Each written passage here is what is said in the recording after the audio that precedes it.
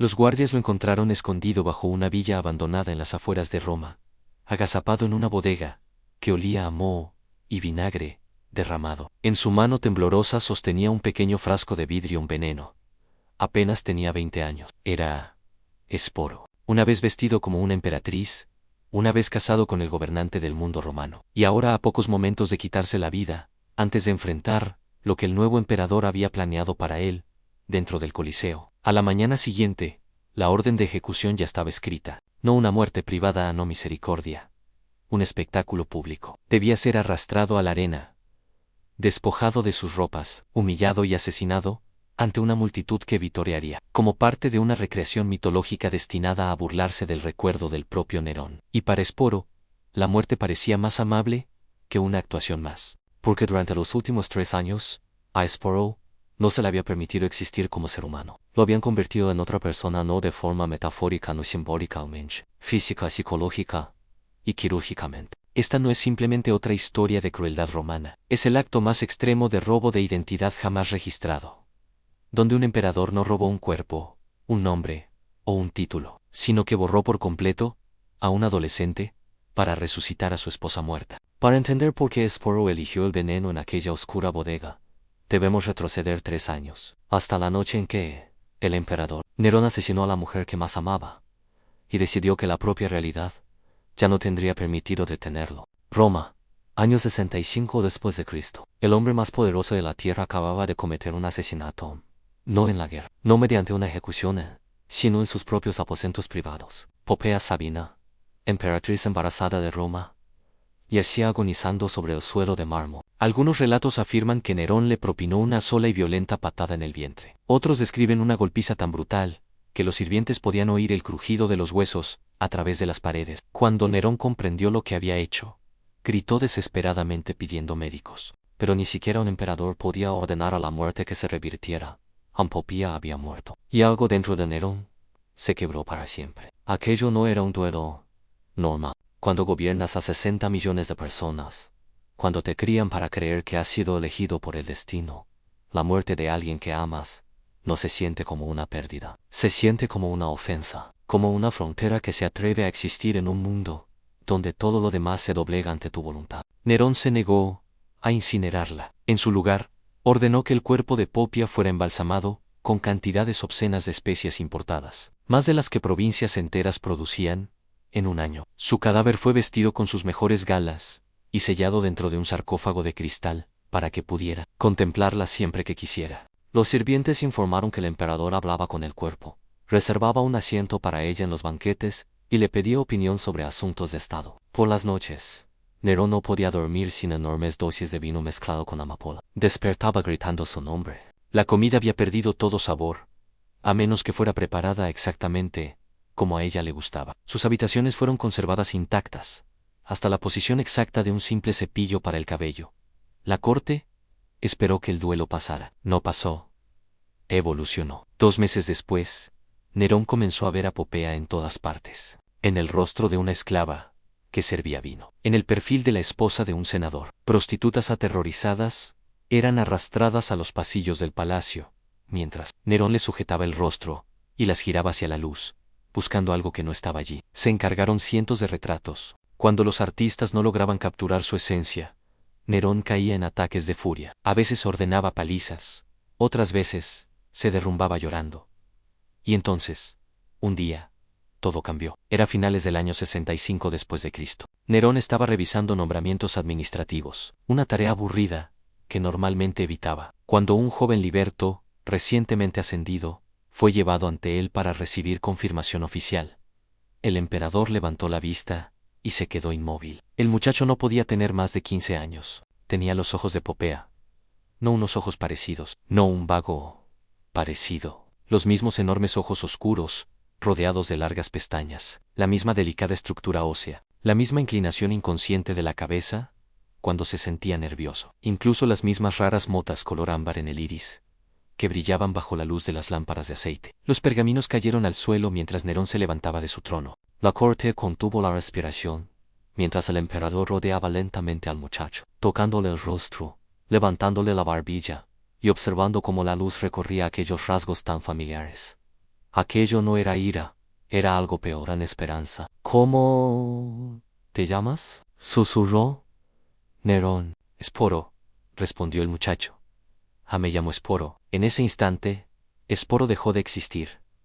Se convirtió en una solución. Esporo había nacido dentro de la casa imperial. Era hijo de una cautiva germánica, que murió durante el parto. Educado, inteligente y de rasgos delicados, había sido preparado para servir como escribiente.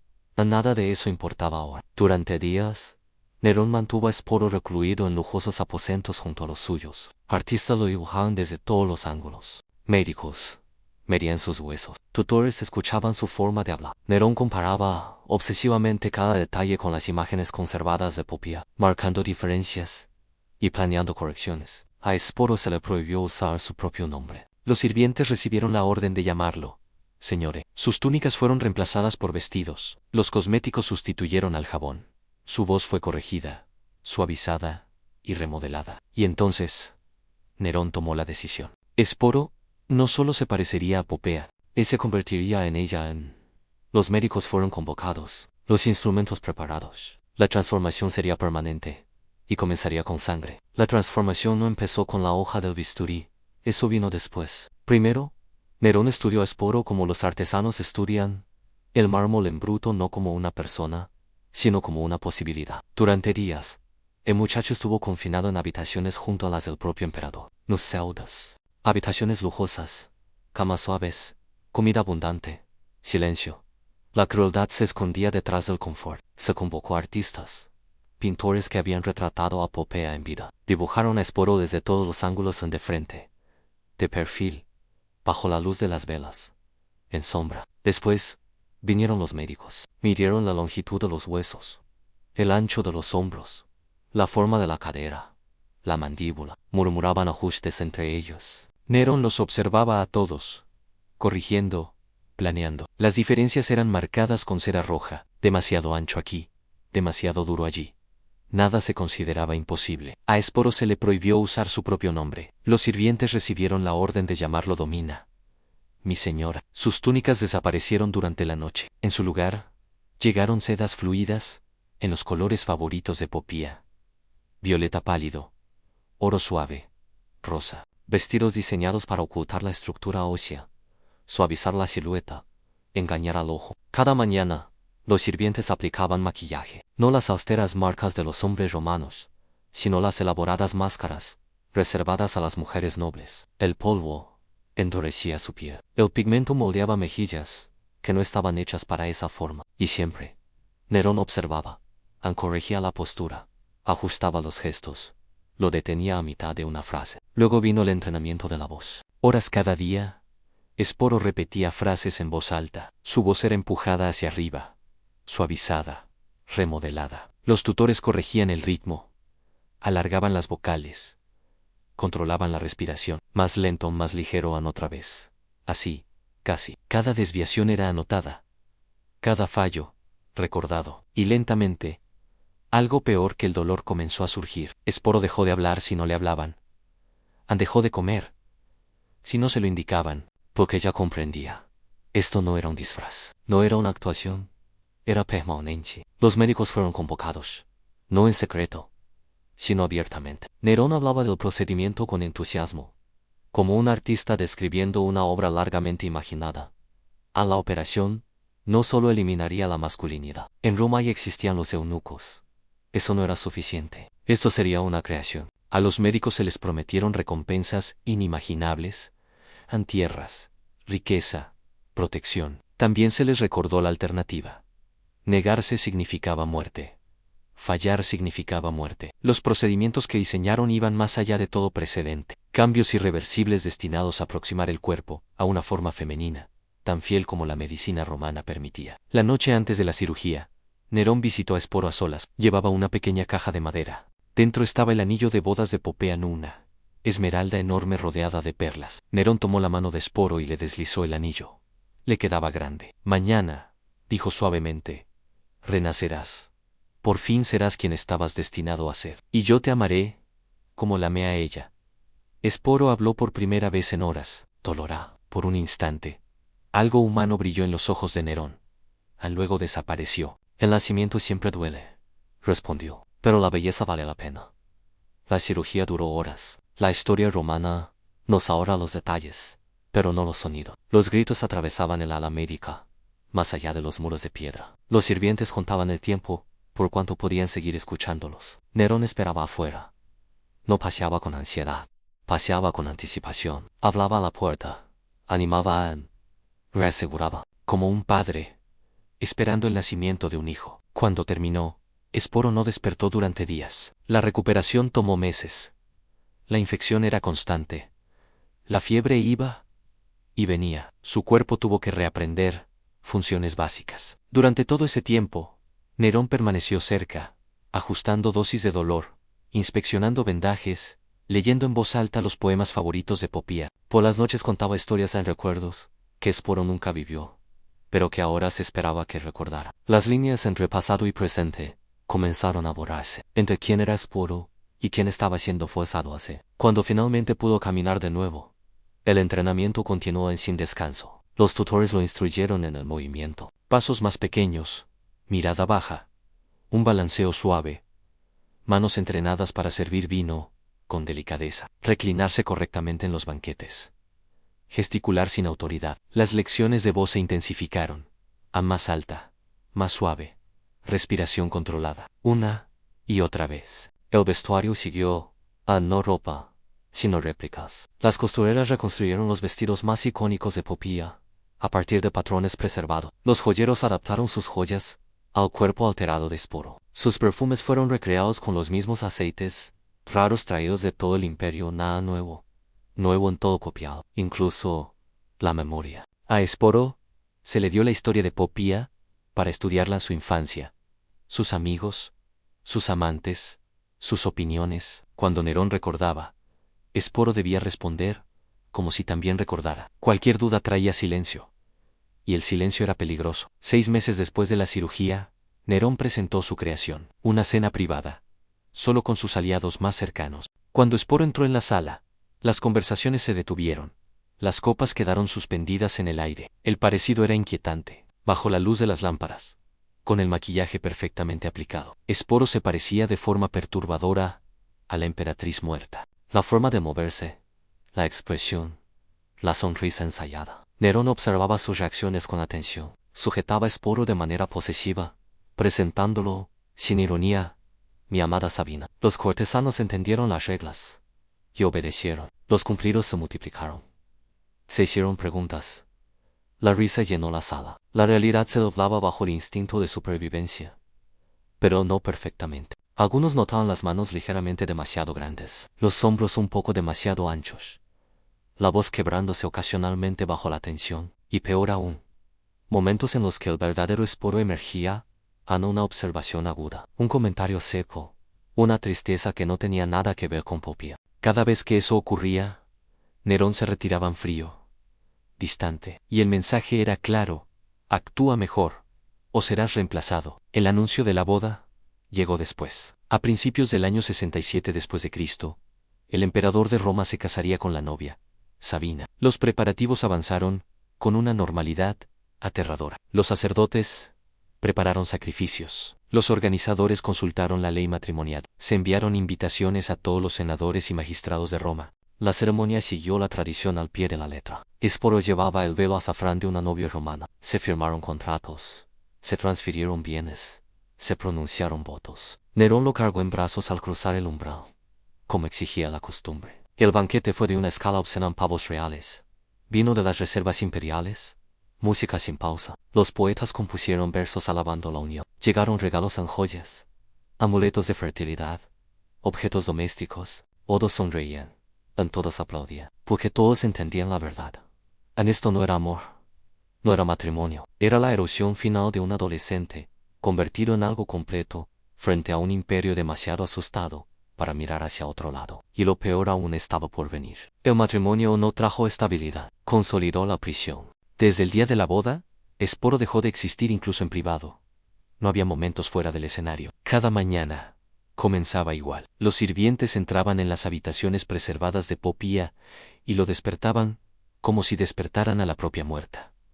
Sus joyas esperaban en bandejas, sus vestidos colgaban en orden.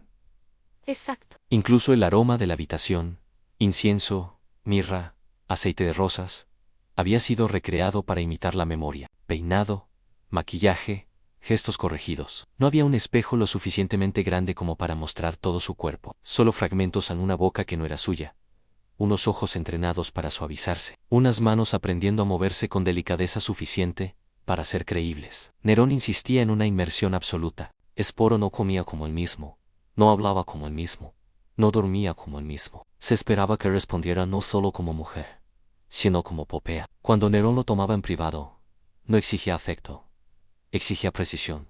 Reía así. ¿Dudaba aquí? Respondía de esta manera. Cualquier fallo rompía la ilusión. Y cuando la ilusión se rompía, Nerón se volvía peligroso, no violento, peor, frío, distante, silencioso. Para alguien cuya supervivencia dependía de agradar a un emperador, el silencio era una sentencia de muerte. La vida pública no ofrecía refugio. Nerón exhibía a su novia recreada en todas partes: el teatro, las carreras, ceremonias religiosas, actos de estado. Esporo se sentaba en el palco de la emperatriz en el Coliseo, mientras la multitud miraba algo que no podía comprender del todo. Una figura vestida como una mujer muerta, tratada como imperial, pero visiblemente incorrecta de una forma que nadie se atrevía a nombrar. Algunos susurraban, otros reían, otros observaban en silencio incómodo. Nadie hablaba abiertamente. El silencio era supervivencia. En el año 67 después de Cristo, Nerón viajó a Grecia en una gran gira. En Esporo lo acompañó. La actuación continuó. Los griegos, deseosos de agradar a sus amos imperiales, recibieron a Sabina con ceremonias. Se celebraron banquetes en su honor. Los sacerdotes rezaban por la fertilidad de la pareja. Una ficción tan completa que rozaba la locura. Esporo presidía cortes, se sentaba junto a Nerón en representaciones, participaba en rituales reservados para la esposa del emperador. Pero el daño más profundo ocurría en privado. Nerón exigía intimidad, no solo con una pareja sino con una memoria. Esporo debía conocer cosas que nunca había vivido, bromas privadas, silencios compartidos, momentos de ternura pertenecientes a una mujer muerta. Cada noche era una recreación. Cada fallo era catastrófico. Los observadores posteriores describieron a Esporo como alguien en un estado liminal, ni hombre ni mujer, ni esclavo ni libre, ni vivo, como sí mismo ni completamente lo que Nerón exigía. A veces los sirvientes lo encontraban solo en los jardines antes del amanecer, completamente inmóvil, como si no supiera cómo existir sin instrucciones. Hubo intentos de fuga, tenían que existir. Pero Esporo era inconfundible en las joyas, la ropa, el rostro que todo Roma reconocía.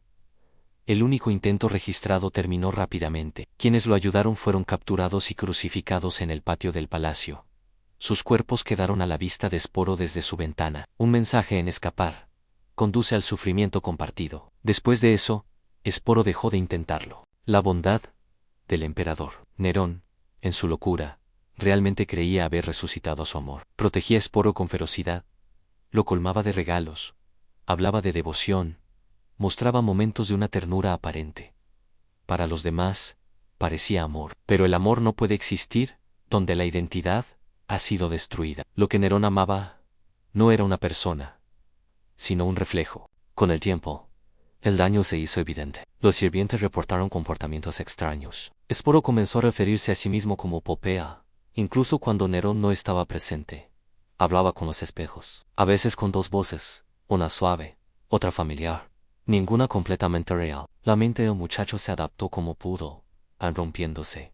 Entonces, Roma comenzó a colapsar. A principios del 68 después de Cristo, las revueltas se extendieron por el imperio. El Senado se volvió contra Nerón.